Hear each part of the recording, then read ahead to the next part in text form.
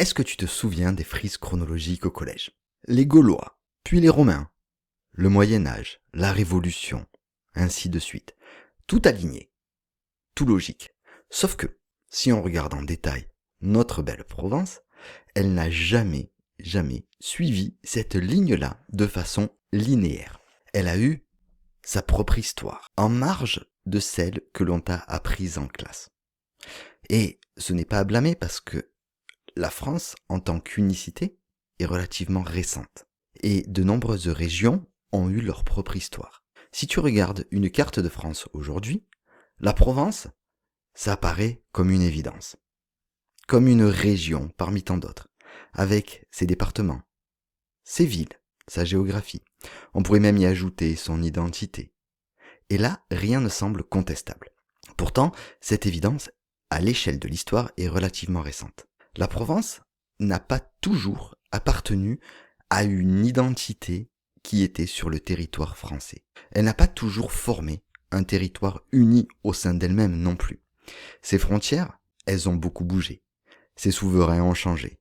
Et pendant l'essentiel de son existence, son histoire ne s'est pas écrite autour de Paris, en regardant vers Paris, mais plutôt en regardant vers le large, vers la Méditerranée. Avant d'être française, la Provence a été un peuple de Ligures. Certains endroits ont été des colonies grecques. Elle est devenue ensuite une province romaine. Un territoire très disputé après la chute de Rome. Un royaume indépendant, une terre d'empire et une principauté comtale quasi autonome. Et vous savez quoi? La Provence d'aujourd'hui porte la trace de chacune de ces périodes. Parce que le nom Provence, bien qu'il soit apparu plus ou moins durant l'Antiquité, n'existe pas à l'arrivée des premiers peuples. Durant le premier millénaire avant Jésus-Christ, le sud-est de la Gaule, ce qui peut apparaître géographiquement comme la Provence, est occupé par des populations que les auteurs grecs et romains appellent les Ligures. Ils vont entrer en contact avec des peuples venus du nord, des peuples celtes. Et certaines des populations ligures deviendront ce qu'on appelle les Celto-Ligures. Parmi ces populations-là, il y a les Saliens, qui dominent une partie de la Provence occidentale. Cela se situe autour d'Aix-en-Provence, de l'étang de Berre et des massifs qu'il y a aux alentours. Ils vivent dans un oppidum, au pluriel des oppidas. Ce sont des habitats fortifiés qui servent à la fois de résidence, de centre économique et de point de défense. Si vous voulez en visiter un en Provence, il y a l'oppidum d'Entremont, près d'Aix-en-Provence, qui est l'un des plus connus et l'un des mieux préservés. Mais il ne faut pas penser qu'à cette époque, l'idée du territoire était celle qu'on connaissait aujourd'hui. Parce qu'il n'existe ni Provence politique, ni peuple provençal unifié, ni capitale commune. Ce sont seulement des petits villages, des petites communautés distinctes, avec leur propre structure et leurs propres alliances. La Provence, comme réalité historique, va naître sous l'influence de puissances venues d'ailleurs. Et la première, je pense que vous vous doutez de qui il s'agit, ils arrivent par la mer, et ils arrivent des bords de la Turquie. Vers 600 avant Jésus-Christ, des navigateurs d'une colonie grecque, qui s'appelle Phocée, basée actuellement, comme je vous ai dit, sur les côtes de l'actuelle Turquie, vous avez la ville de Focia, là-bas, fondent une colonie sur le littoral, dans un lagon qui s'appelle à l'époque le Lacidon. Cette colonie deviendra bien évidemment Marseille. Massalia, c'est une cité grecque à part entière, avec ses institutions propres, ses magistrats, ses lois, sa monnaie, et elle est installée sur une rade naturelle. Elle devient pendant plusieurs siècles un acteur majeur du commerce en Méditerranée occidentale. Massalia n'est pas seule. Les Phocéens, après avoir créé Massalia, qui sont d'ailleurs devenus plus tard les Massaliotes, tissent un réseau de comptoirs sur la côte. Ils vont trouver les endroits les plus abrités, les endroits les plus à même de créer des ports et des comptoirs. On peut citer entre autres Olbia pour les côtes hiéroises, Antipolis qui deviendra Antibes, ou Nicaea pour Nice. À cette époque, le littoral provençal ne regarde pas vers le nord de la Gaule. Il ne regarde pas vers la Provence intérieure. Il appartient simplement à un espace méditerranéen où les marchandises, les techniques et les idées circulent par bateau, et non pas par charrette. Et ils circulent entre cités grecques. Ces cités grecques vont voir petit à petit une nouvelle puissance, issue d'une péninsule, et une puissance qui va monter et monter et monter en Méditerranée. Il s'agit évidemment de Rome. L'intégration de la Provence au monde romain n'est pas due à la guerre des Gaules, comme certains pourraient peut-être le penser. La guerre des Gaules qui est la conquête de la Gaule par Jules César. Non, la Provence, en tant que territoire, était, pour les Romains, un lieu stratégique. C'était un territoire et un passage qui permettait de sécuriser la route terrestre entre l'Italie et la péninsule ibérique qui s'appelait l'Hispanie à l'époque. Donc il y a eu plusieurs campagnes militaires, notamment contre les Saliens, et il s'installe progressivement l'autorité romaine sur les bords de la Méditerranée entre l'Italie et l'Espagne. En 121 avant Jésus-Christ, Rome achève la conquête d'une grande partie du sud de la Gaule. Quelques années plus tard, en 118 avant Jésus-Christ, elle va fonder une ville qui s'appelle Narbo Martius, l'actuelle Narbonne. Ça deviendra la capitale d'une nouvelle province romaine, qui va prendre comme nom entre autres la Narbonnaise, la Gaule transalpine, ou tout simplement Provincia. Et c'est ce mot latin qui va donner son nom à la Provence. Elle n'est donc pas née comme un royaume ou comme une nation, elle est née comme une province de Rome. Et elle deviendra, au niveau de la Gaule, un des territoires les plus romanisés. D'ailleurs, on peut le voir si on regarde les villes comme Arles notamment, Fréjus, ce sont des villes qui portent énormément de vestiges romains. Pendant longtemps, Massalia a été une alliée de Rome, et elle a conservé du coup son autonomie. Mais l'histoire de Massalia va basculer avec les guerres civiles romaines. En 49 avant Jésus-Christ, après la conquête des Gaules, César et Pompée entrent dans une guerre civile. Ils s'affrontent pour savoir qui aura le pouvoir, qui sera le seul à régner sur Rome. Massalia fait le choix de soutenir Pompée. César du coup, il fait quoi? Il assiège la ville, il la bat, et Massalia perd l'essentiel de son autonomie politique. Elle continue d'exister évidemment, mais elle n'est plus une puissance indépendante. Elle est intégrée à Rome. L'Empire romain arrive après César. Et pendant près de 5 siècles, la région va appartenir à l'Empire romain. Et cette région va être transformée en profondeur par cet Empire romain. On peut nommer notamment Forum Julii, je vous en ai parlé, Fréjus, qui devient une importante communauté, fondée par César ou Auguste selon les sources. Ils ont un grand port militaire et commercial.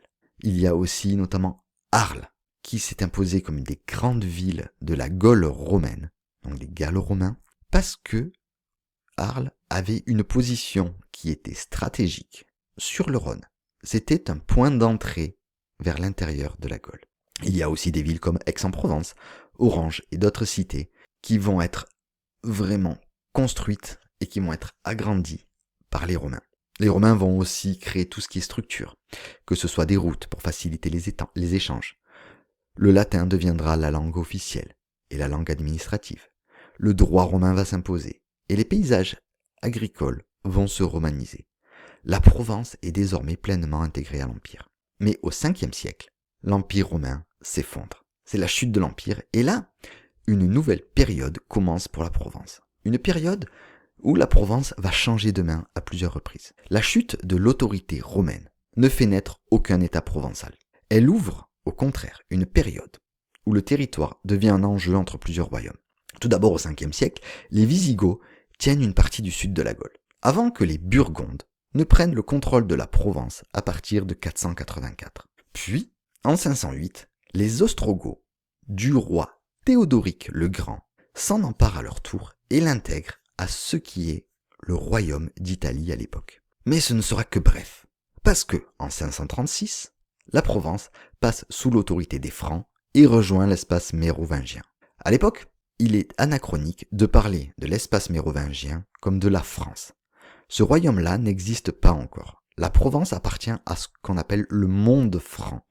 C'est un ensemble politique qui est encore en formation, qui se crée qui se divise avec les successions.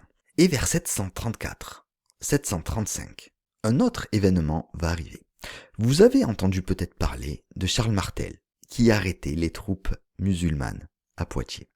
Cependant, ces troupes musulmanes ne sont pas passées que sur le chemin de Poitiers. Ces troupes musulmanes, qui sont venues de la péninsule ibérique, d'Espagne, s'installent dans plusieurs villes provençales, dont Avignon par exemple. Et elles se sont installées à la faveur d'une alliance avec notamment Maurontus, un duc de Provence en rébellion avec l'autorité franque. Charles Martel, dont je vous en ai parlé il y a quelques secondes, en 737 reprend Avignon, au terme d'un siège mené avec son frère Childebrand, puis achève de chasser les troupes musulmanes de la région en 739. Un siècle plus tard, l'empire construit par Charlemagne se disloque. À sa mort, en 843, le traité de Verdun partage l'empire carolingien entre les trois petits-fils de Charlemagne. La Provence tombe dans le lot du milieu, la Francie médiane, gouvernée par Lothaire Ier. 12 ans plus tard, en 855, ce territoire est à son tour redécoupé entre les fils de Lothaire, par le traité de Prüm. Le plus jeune, Charles, hérite d'un ensemble qui porte déjà le nom du royaume de Provence. Ce Charles de Provence meurt en 863, sans héritier, et ses terres sont partagées entre ses deux frères. Le titre disparaît. Cette instabilité dynastique, l'affaiblissement continu du pouvoir carolingien central, ouvre la voie à Boson en 879. Il ne crée pas le royaume de Provence, il en restaure un. Boson, c'est un aristocrate. Il est proclamé roi au concile de Mantaille, par une assemblée de seigneurs et d'évêques. Le royaume qu'il fonde restera dans l'histoire sous plusieurs noms. Selon les historiens, ça peut être le royaume de Provence, le royaume de Bourgogne, Cisjurane, ou encore le royaume d'Arles. Ce territoire s'étend bien au-delà de la Provence actuelle. Il va du nord de Langres jusqu'à la Méditerranée. Mais l'essentiel est là. Pendant quelques décennies, un royaume portant véritablement le nom de Provence a existé. En 933, donc quelques décennies plus tard, il fusionne avec le royaume de Haute-Bourgogne pour former le royaume d'Arles. En 1032, et là vous pouvez voir qu'on est toujours loin de ce qu'on nous raconte à l'école. On est loin des dynasties qu'on nous montre à l'école ou au collège. Et d'ailleurs, on va encore un peu plus s'en éloigner en 1032, parce qu'il y a l'extinction de la dynastie royale de Bourgogne. Le royaume d'Arles est alors absorbé par le Saint-Empire romain germanique. Pas la France, pas le royaume de France, le Saint-Empire romain germanique. La Provence devient officiellement une terre d'empire. Mais ce serait vraiment réducteur de dire que la Provence était pleinement intégrée au Saint-Empire romain germanique, parce que le pouvoir médiéval ne fonctionne pas comme un État moderne. L'empereur a une autorité théorique suprême.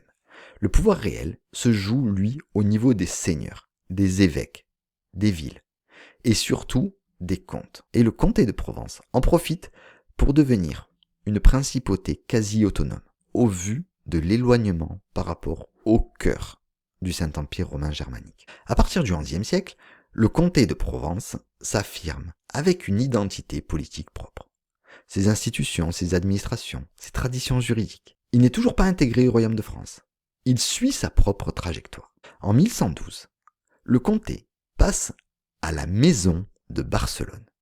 Les comtes de Provence se retrouvent liés au monde catalan. La Provence regarde désormais vers Barcelone, l'Italie, et comme pour l'Antiquité, sur les routes commerciales de la Méditerranée. Au XIIIe siècle, une nouvelle dynastie prend le relais. En 1246, Charles d'Anjou devient comte de Provence. Ce nom ne vous dit peut-être rien. C'est un Capétien. Un Capétien, dites-moi, comme pour le royaume de France. Il est le frère du roi, Louis IX, Saint Louis, mais il n'en fait pas pour autant une terre française. Le comté reste distinct, avec ses propres institutions. Charles d'Anjou en profite pour bâtir un vaste ensemble méditerranéen, parce qu'il devient aussi roi de Sicile, puis roi de Naples. La Provence se retrouve donc intégrée à une puissance qui dépasse largement le cadre de la France et du royaume de France. Et ces comtes deviennent, pour plusieurs générations, des acteurs de premier plan de la politique méditerranéenne. Au XVe siècle, René d'Anjou, bien connu en Provence sous le nom du bon roi René, c'est comme ça qu'il est resté dans la culture populaire, domine la Provence. Il est comte de Provence, duc d'Anjou et roi titulaire de plusieurs couronnes. Mais ce bon roi René, d'ailleurs il y a même des calissons du roi René, il me semble, hein, il est très très populaire sur Aix-en-Provence, meurt en 1480. Son héritier, Charles III du Maine, est le dernier comte de Provence. Il meurt à son tour un an plus tard, en 1481, sans descendance directe. Il y a donc un testament qui lègue le comté au roi de France, Louis XI. Ce rattachement, c'est pas une conquête militaire, c'est une succession dynastique. En 1481, le comté passe sous l'autorité du roi de France, et en 1486, l'union est confirmée sous Charles VIII. La Provence devient française. L'intégration politique n'efface pas d'un coup une culture qui a été bâtie sur plusieurs centaines d'années, voire sur des millénaires. Mais l'histoire singulière de la Provence ne s'arrête pas. On pourrait parler du comtat vénétien autour d'Avignon, qui lui suit un chemin différent. Il appartient à la papauté. Donc on avait une partie de la Provence qui appartenait au pape. Et ceci appartenait à la papauté depuis le XIIIe siècle, bien avant le roi René, et forme, pendant des siècles, un état pontifical au cœur du territoire français. Avignon devient même le siège de la papauté pendant une courte période, au XIVe siècle. Le comté vénétien ne devient français qu'en 1791, pendant la Révolution. La Provence est désormais française. Elle est toujours française. Mais elle ne l'a pas toujours été. Son histoire commence bien avant la France. Des peuples anciens, des cités grecques, Rome, des royaumes médiévaux, des empereurs germaniques, des dynasties méditerranéennes. Elle n'est pas devenue française parce qu'elle aurait toujours appartenu à la France, mais parce que, comme beaucoup de territoires européens, elle a fini par être absorbée dans un ensemble politique beaucoup plus vaste. Derrière cette appartenance nationale, une histoire singulière demeure. Marseille fut grecque avant d'être française. Le nom Provence vient de Rome. Et pendant des siècles, cette terre a suivi son propre chemin, comme elle l'entendait. Ce qui explique, peut-être, pourquoi elle garde aujourd'hui une identité aussi forte.